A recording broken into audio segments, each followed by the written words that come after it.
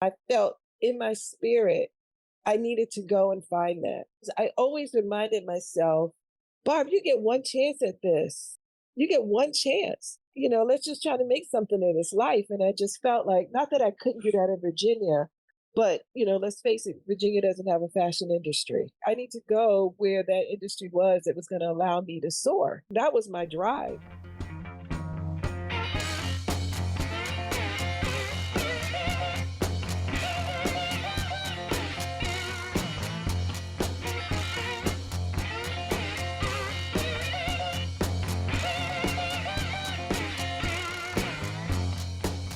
Our featured speaker today is the founder of Liqui Silly Pet Products and an innovator who offers fresh and creative perspectives in apparel design, consumer products, and marketing.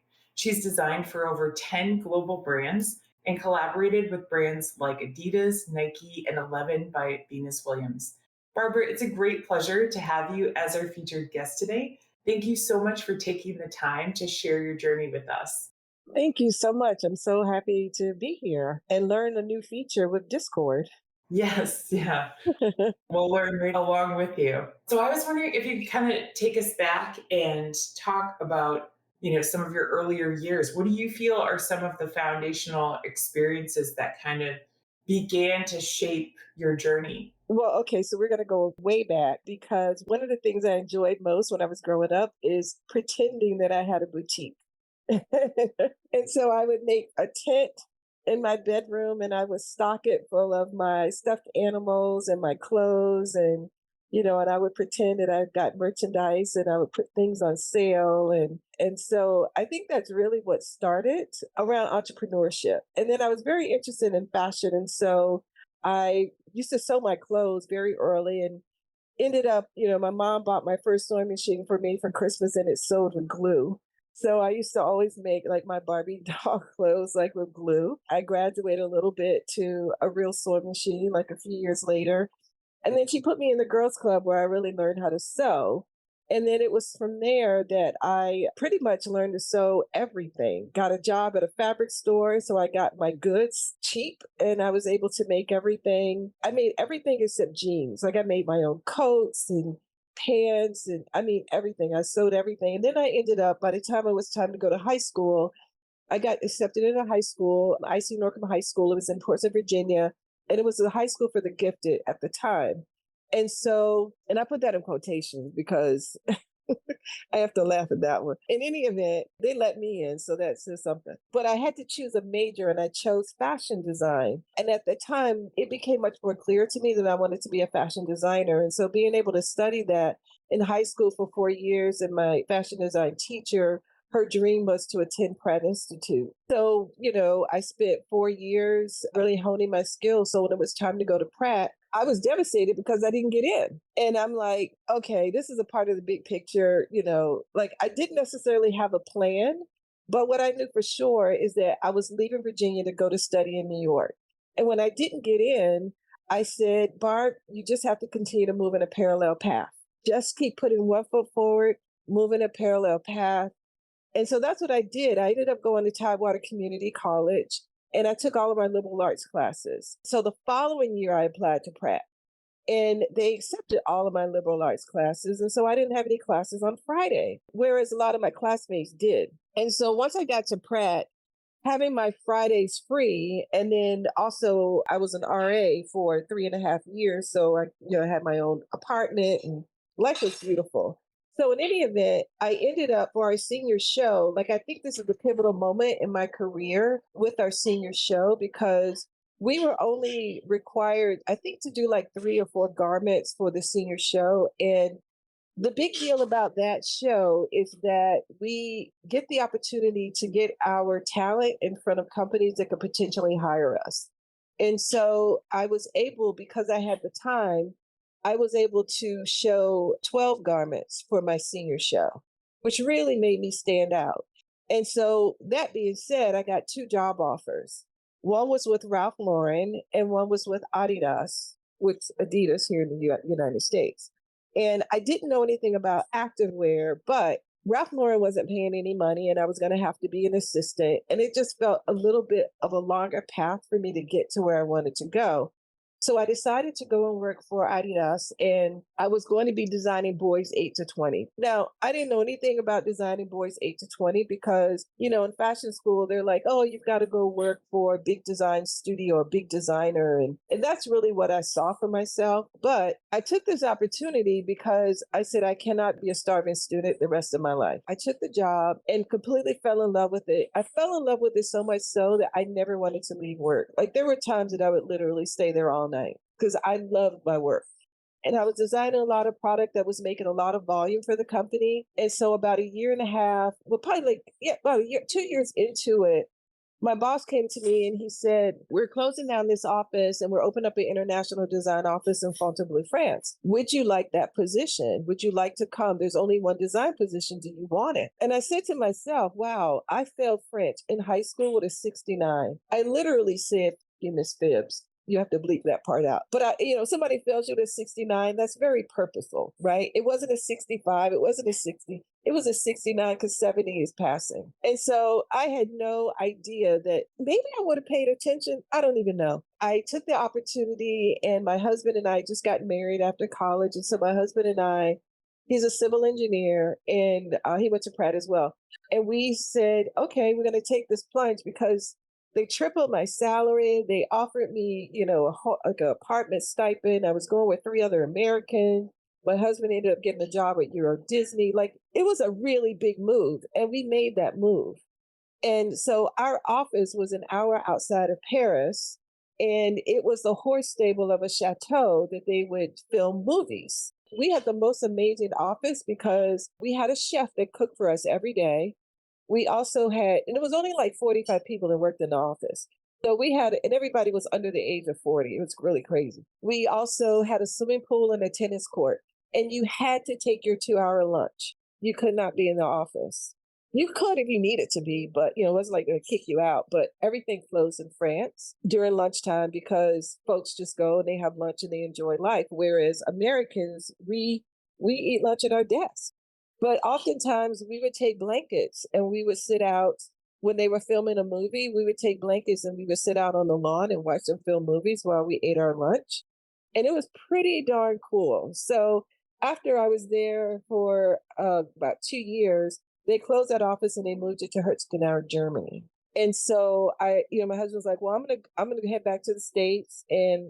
My boss said, why don't you come to Germany, finish your collections? And I said, okay, I'll do that. So I went to Germany for 3 months to finish. And before I left, he said, why don't you become a consultant? And I'm like, well, what do they do? And he said, well, Barb, you'll pretty much do the same job you're doing now, except you just come to Germany once a month. And I'm like, well, is it the same salary? Like, what's the catch? I just knew it was a catch. He was like, no catch, Barb.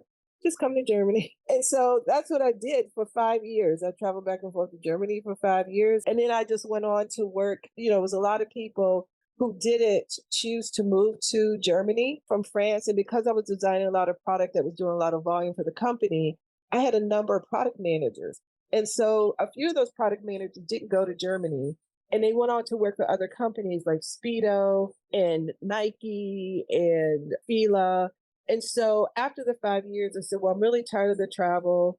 If I'm going to have a baby, I better pop one out now. So I got pregnant. And then I said, well, I'm done with the international travel. And then my old product manager called me. He said, Barb, I'm headed up apparel at Fila in Biella, Italy. And I want you to come and work with me. And I'm like, dude, I'm not moving to Italy. He was like, no, you don't have to move. Just come over once a month. And so I did for 2.5 years, traveled to Germany, to France, Biella, Italy, twice a month. And I said before I took the position, I said, well, there's got to be some contingencies. He was like, what?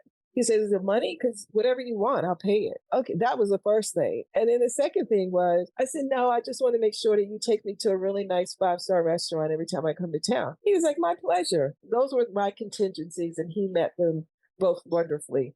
And so after a while, I got really tired of traveling to Europe, and I started to focus my sights on companies here in the US. And so that's when I started to forge more relationships here in the US. But then my European colleagues were calling on me, but now, dare I say, the internet was born. So I didn't need to travel as often. And so I went on to work for Nike, New Balance, ASIC, Zog, Speedo, Disney, the NBA. I helped Venus Williams start her brand 11 by Venus. I most recently was a design. I worked with Kohl's and I was a guest designer under their activewear brand. And then I went into sales along with the company. Well, we can go more into that. You asked me one simple question and I went off the rail.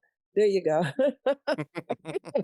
If that was off the rail, I need to see more off the rail. That was brilliant. I really, really appreciate you taking us through that. It sounds like you've had, I mean, one of the first things you said I really, really liked, which was just like you have to keep moving on a parallel path. That's such a great point to take. Like when something doesn't work well, you don't get exactly what you're after at a time, thinking about it logically and being like, okay, that sucks, but how do I go down a parallel path is such a smart way to think about it. And it's that grit that really makes successful entrepreneurs. So I'm so impressed that you like from day one have had that mentality.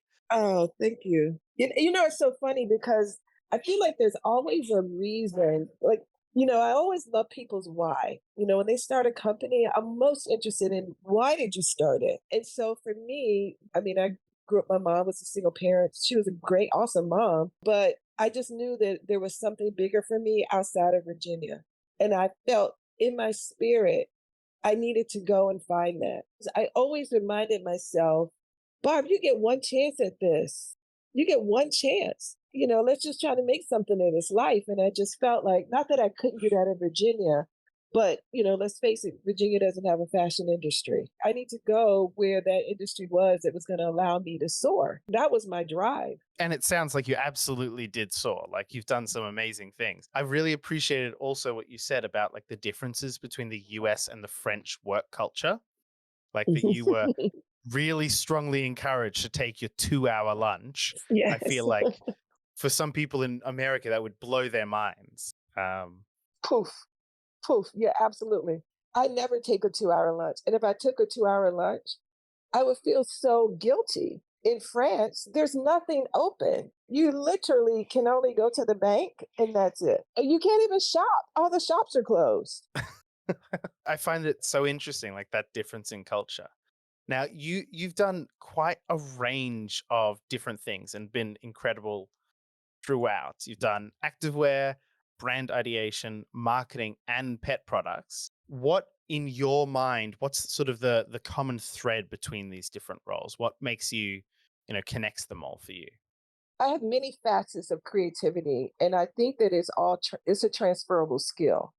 So, when people say to me, "Gosh, how do you go from activewear to dog treats?" And I said, "Well, I've always been cooking for my dogs, and I cook for them because whenever I would give them store-bought treats, they would get sick, or food, they would get sick."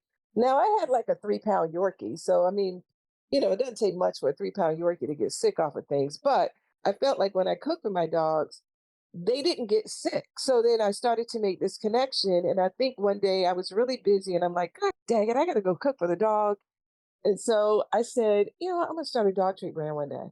And honestly, I did not believe myself. And so when I was working with Venus, she and Serena had 5 dogs at the time. And I said, V, I'm thinking about starting a dog treat brand. She's like, do it, do it, do it. And I said, well, I don't know anything about dog treats except opening a bag.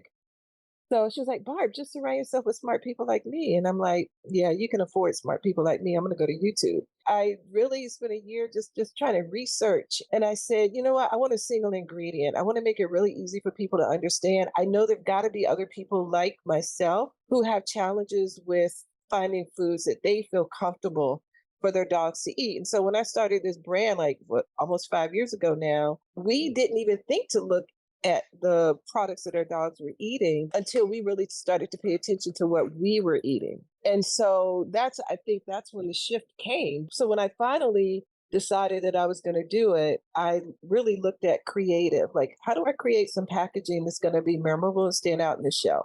Okay, great. Now, how do I find the best product to put in this packaging? That in itself was a whole nother journey because I didn't realize that the pet space is a monopoly. And I certainly didn't realize that the pet space didn't have that many minorities. And not that that would have stopped me. However, I think finding the product was the most challenging part for me because companies don't want to sell product to me because I'm not buying 30,000 pounds a week. I'm buying 30 pounds a week.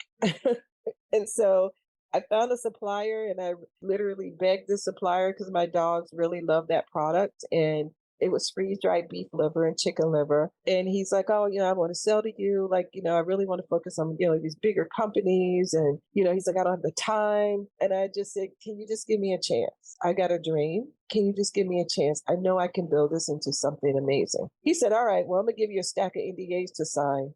I said, okay, fine. And I signed them and they've been my partner ever since. So after I created the brand, I really started to look at how do I speak to the core values of people who love their dogs just like me. Initially, when I started the company, it was called Yum Yum Puppy. And on the bag, it said, we're for big dogs too. And people would say to me, is this for big dogs? Yeah, it's right there on the bag. And so I didn't get the trademark because I do my own trademarks. It wasn't that I did it wrong. I just didn't realize that there was another company called Yum Yum Yum, and they sold supplements. And at the time, we sold supplements. And they said, well, we can't confuse the consumer, so you can't have the trademark. And I said, but I've got packaging already on Amazon. I'm already selling it. They said, well, apply for a provisional trademark and then get yourself a new trademark. And so I drove my family literally crazy for weeks because I only had 6 weeks to get the trademark. And I'm asking everyone, just trying to get a feel for what that name could be. And my older dog used to lick herself. And it used to just drive me crazy. She's just licking herself, and I could hear it from 3 floors up. And so one night when I was asleep and she was licking herself, and I just woke up out of a dead sleep, and I said, one day you're going to lick yourself silly. And I was like, wait, what? Wait a second. And then I just drove my family crazy with just trying to get confirmation that that was the name. I said, I'm going to put my flag in the ground. That's going to be the name. And I'm so glad that I did that because I give myself free reign to be as silly as we need to be to build our brand awareness. And we've had some really fun things that we've done. Like our business really scaled during COVID.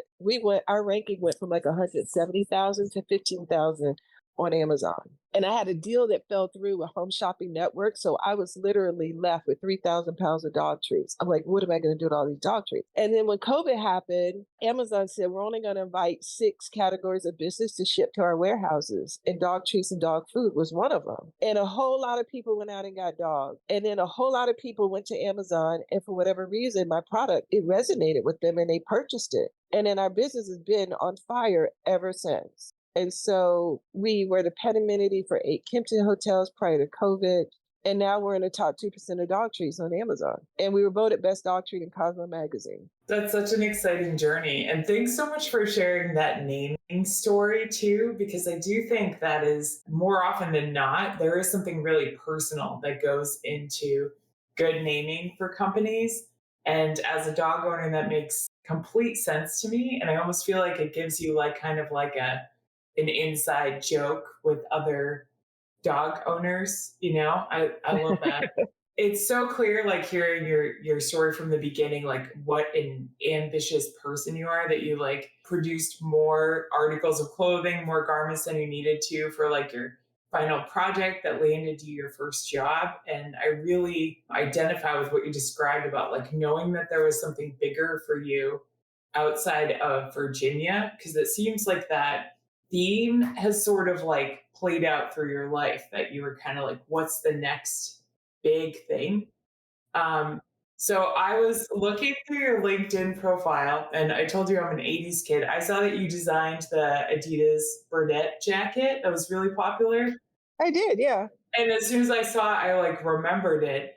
And it got me thinking about, what songwriters and photographers that I admire, like kind of say about producing great art, that you have to produce a lot of it and you don't necessarily know, but sometimes you've got like a hit on your hands. So I guess my question to you is, how do you know that you have like a hit product? Do you know, like when you're designing it, how do you sort of predict like what people are going to want to wear? I would think that would be kind of challenging. Well, actually, no, there are mechanisms in the fashion industry that kind of give you some gauge, right? So fashion always follows what's been on the runway. There are fashion services that you can purchase, memberships too, that they have people that go out and research. That's all they do is they research the fashion industries. When you start to look at what is happening on the runway, it's very easy to understand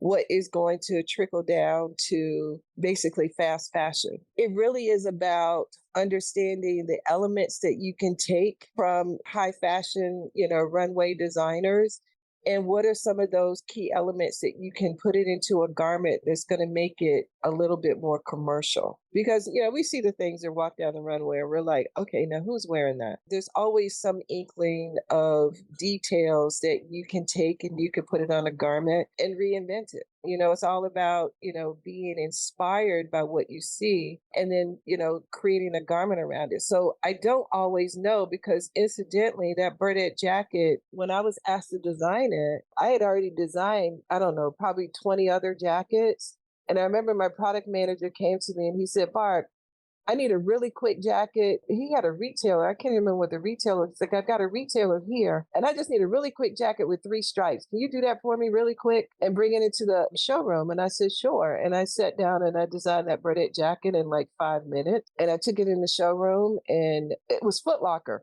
And Foot Locker purchased it in large quantities and it just took off like fire. And I remember when I went skiing one year in Steamboat Springs, Colorado, and I was on the lift and I didn't realize it because, when you walk in, you don't see the ski instructors.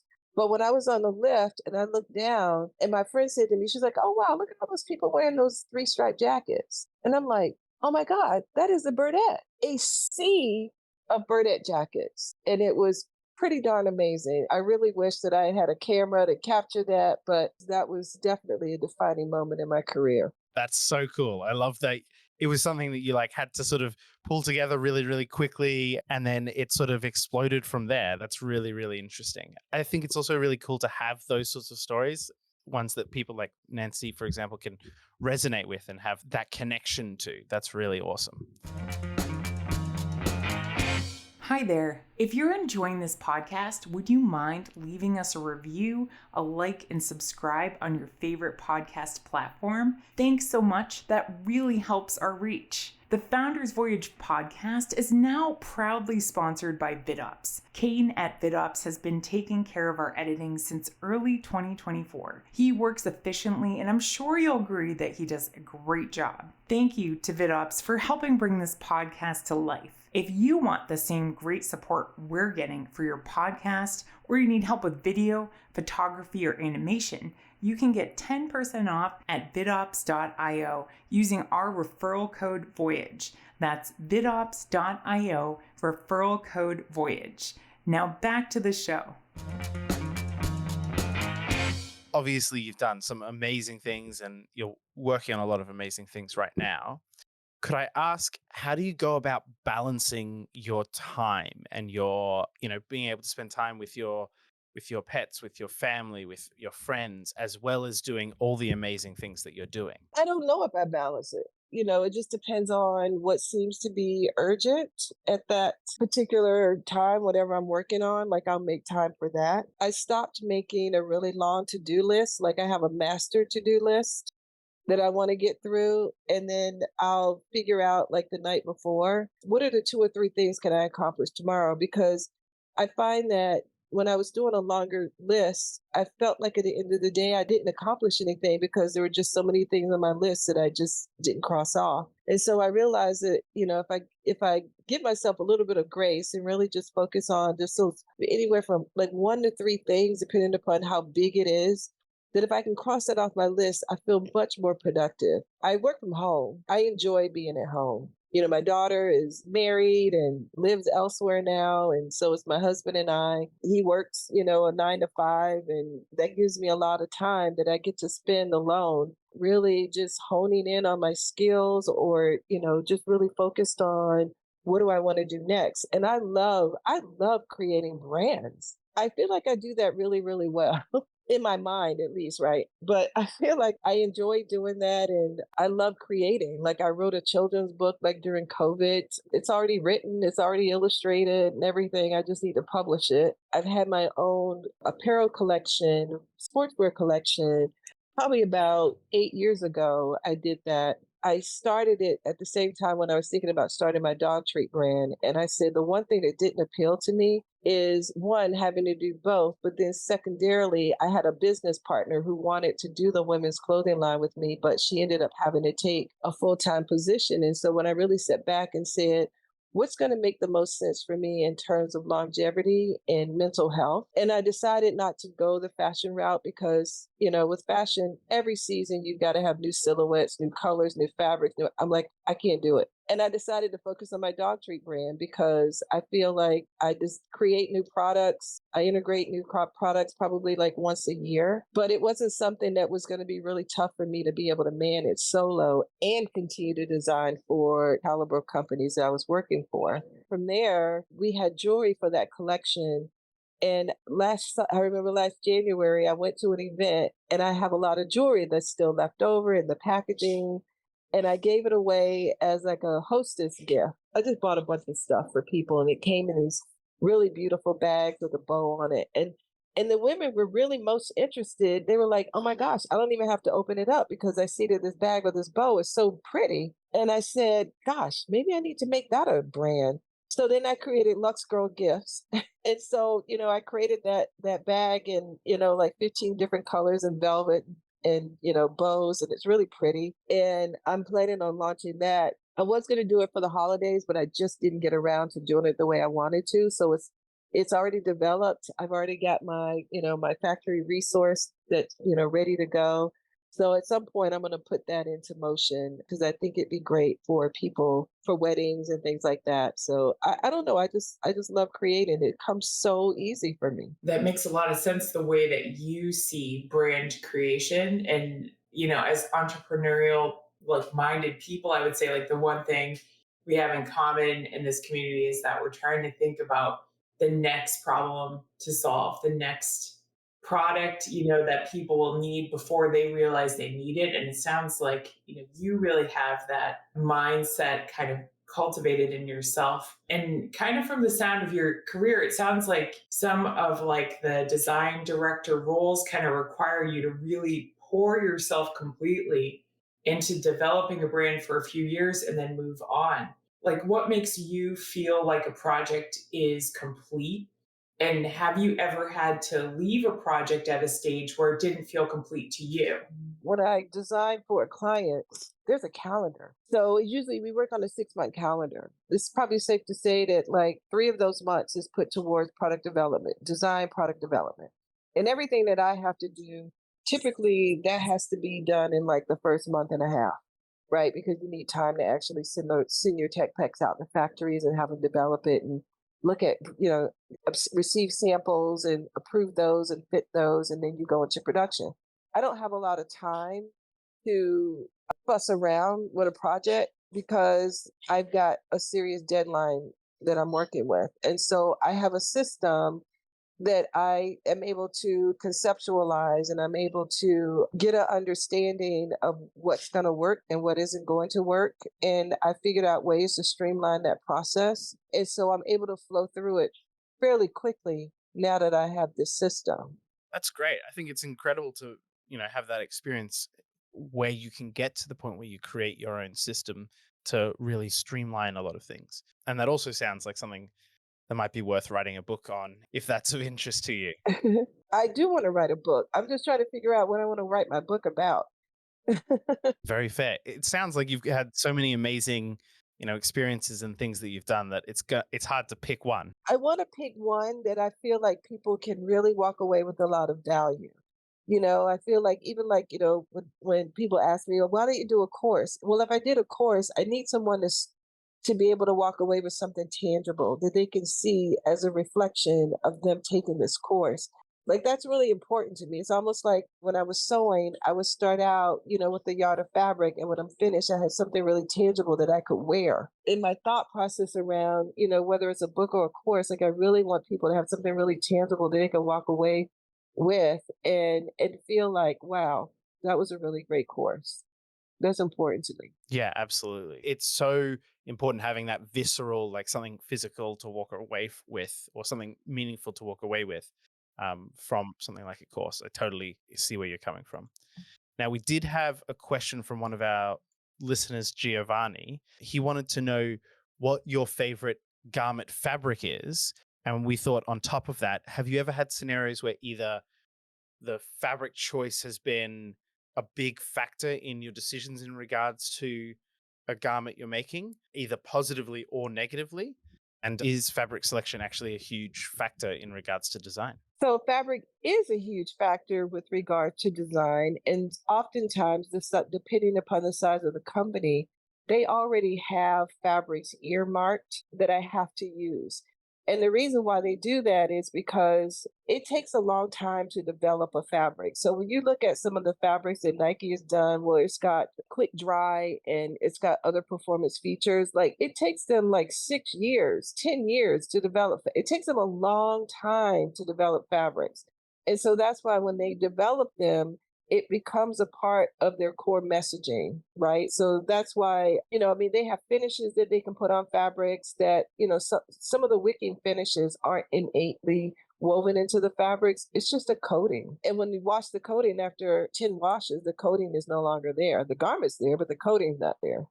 People don't know that, but that's really how it works. But companies also, there is a financial advantage to having fabrics already selected for collections, because when they find one that they know that their customers like and it performs well, they will buy it in larger volumes, but they will buy it as gray goods, grades. And basically they just sit on that fabric, they store it. It hasn't been dyed yet. It is the fabric before it's dyed. And so once the color palettes are selected for that particular collection, that's when they start to dye that fabric.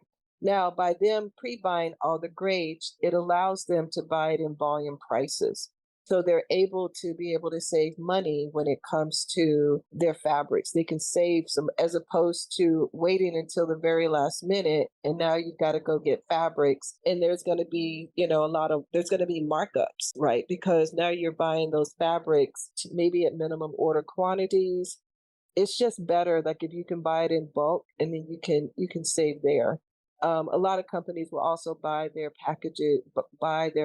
manufacturing in packages where it includes like the fabrics, garment sewing, and so on and so forth. But there are instances where I can select fabrics, and there are fabric suppliers that have, their grades already available. So like, when I'm ready to purchase it, or when my client is ready to purchase it, it's readily available, but it's grades that they have. In any event, I love developing fabrics, and I've done quite a lot of that over the course of my career. I think that as a designer, you don't always know what's going to be, the big hit for the season. And sometimes you got to get a little, closer to understanding, well, what exactly am I going to design? Because I mean, the fabric really has everything to do with the garment that you're making, right? So, if you're making a legging, it needs to have some stretch.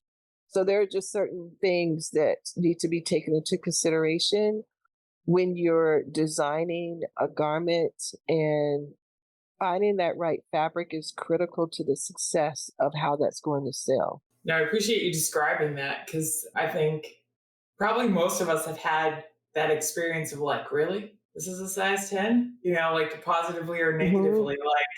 Like you're saying, like the leggings that don't stretch, they're out there. Like, so I can only imagine like how close you really need to be to that project. Oh, and it's a science. It's truly a science. Yeah, that makes a lot of sense to me. And I'm definitely one of those people, and hopefully I've helped your career in this, that if I find something like athletic wear wise that I'm like, I'm gonna buy this in every color, Yeah, like yeah, 'cause, I've done um, that too. Because when it fits, right? Because everything doesn't fit the same. So when you yeah. find something that you're like, this fits really good, I'm gonna need this in 1,000 colors. Like that's women do that all the time. There are some companies that will never take that garment, out of their collection, because they have women that know that that's my favorite legging. I'm gonna go there this season, and I'm gonna buy it in a new color. I'm very tall, so things that will stay in place are Yeah. Oh, important to me. wait, how tall are you? 5'11". I'm 5'9". I have the same issue. Well, thank you for the things that you've designed for taller women because I've Yeah. definitely bought athletic apparel at Kohl's and at Walmart, and I've bought brand name stuff too. But I was thinking about that when I was looking through your resume. So after working with so many like global brands, I was wondering, are there like one or two opportunities or projects that stand out that you feel like really pushed you to grow and think like far outside the box in a way that you hadn't before? Well, I mean, I feel like every company that I work for, even though the overarching concept is the same, right? Designing a collection. But there are always other challenges that go into that to be able to get it to a point that I feel really good about it. And some companies, not only do they give you fabrics, but they also give you they give you a brief. They'll say, well, hey, this product performed really well last season, so we want to update it. All right, well, how do I update this very basic legging and keep it basic? So there's always like those kind of challenges. The simplest products are always the hardest to design because you wanted to maintain the simplicity. Working with Venus and 11, with a client like that, we had a blank canvas. And the great thing apart about it was she was the person who made the decisions. So it wasn't like I had to go through a whole lot of corporate red tape and get a whole lot of other opinions. It stopped at her. So when she was trying to figure out like how does she create her brand differentiation in the market, because obviously activewear is really already, it's everywhere. Her focus was she's always loved fashion, and she wanted to make sure that when she was on court, she stood out. If Nike has an athlete on court, they're going to wear something that feels very fashion driven. Think about what Osaka wore. Naomi Osaka wore for the last Open. She said, all right, well, maybe let's look at prints. And I'm like, okay, great. Why don't we go to some print studios? And they have companies that all they do are prints, and you get to buy those prints and you get to use them on your garments. And we looked at a bunch of print studios until she really found, what she felt was the red thread in her collections. So I would say that that was a little challenging, and it was also a little nerve-wracking for me because you just always want to make sure that you're putting your best foot forward. And I'm working with a woman that I admired. I've admired her, my entire career. And now I'm sitting in front of her. We're sitting on a couch and we're having a discussion. And it's just like really an out-of-body experience because you just want to make sure that the work that they've done to build themselves as an icon in their sport, you want to make sure that whatever they're putting out there, especially as apparel, is going to align with that. So there's a certain amount of pressure that comes from it. When I worked with Kohl's, Kohl's, I was the first designer that I think they had really done this type of initiative with.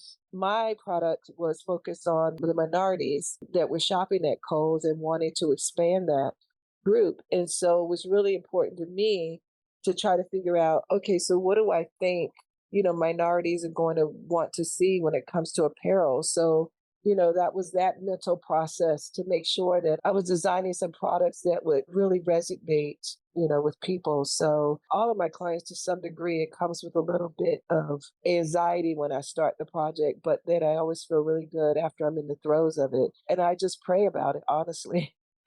I just say a little prayer before I start to design and like God order my steps, and then it just always works out. I feel like I can't take full credit for that.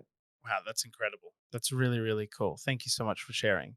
It must be a wild ride to have this person that you've looked up to and admired and be like able to work with them on something that you're both so passionate about. That's really, really awesome. Yeah, it was pretty crazy. But what was really crazy is, because oftentimes we would work out of her home, and she and Serena, they share their home, but they have like their different areas of the mansion. And just to, be in the kitchen and run into Serena, like, oh, hey, Serena.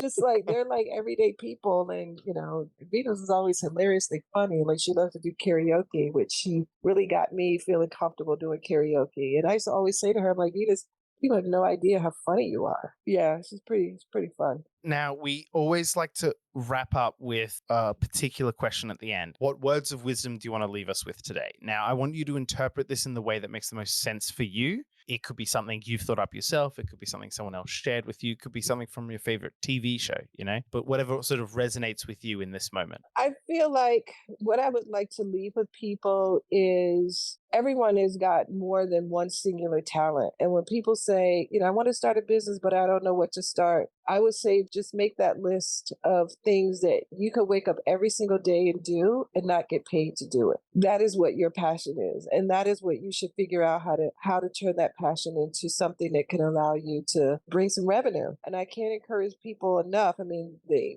internet is such an open, it's an endless way in order to make money, especially when you talk about passive income streams. I say this to my daughter all the time. Put your passive income streams in place, especially while you have a full-time job, because at some point you're not going to want to go to that job. And because you've already done the work to put those opportunities in place and they're working for you, that's going to give you the freedom to be able to do the things that you want with the people that you want to do it. As you get older, that becomes so important. And when you want to do it, I would say to people, start looking at those passive income streams and putting them in place so that it'll put you in a position to do the things that you enjoy doing it on your own terms. I think it's very wise advice and specific advice too. I really appreciate it. Thank you so much, Barbara. We really appreciate everything you've shared with us and taught us today. Quite honestly, we didn't even get to some of the questions. We like to talk about our pivots and mistakes too. So I think we'll have to have you back at some point for a follow-up if that's okay. Yeah, I've got some of those. Yeah, I got those. We all do. But yeah, thank you so much for making this time and bringing your perspective and energy. And to everyone listening now and when this is released, we really appreciate your energy and being part of this community with you and for the opportunity to bring you this kind of cooperative learning experience each week. And Barbara, to you as well, we'd love to hear your nominations if you have others you think would benefit going through this experience and having a let your hair down interview. I have a lot of friends who are entrepreneurs. I just love the stories. And I can see where, a forum like this would really resonate with people because, as I mentioned before, I like the why. I'd love to hear how people ended up where they ended up. We do too. Yeah, when you said that definitely resonated with me. If you are interested, we definitely do have a whole variety of those stories, and you can listen to them by searching for Founders Voyage on your favorite podcast platform. But in the meantime, thank you so much again, Barbara. We wish you well in your weekend and in your week, and we look forward to keeping in touch and hearing more about your journey. Absolutely. Thank you so much. Sounds fantastic. Thank you. You're very welcome. It's been my pleasure. Have a lovely day. All right, take care, everyone.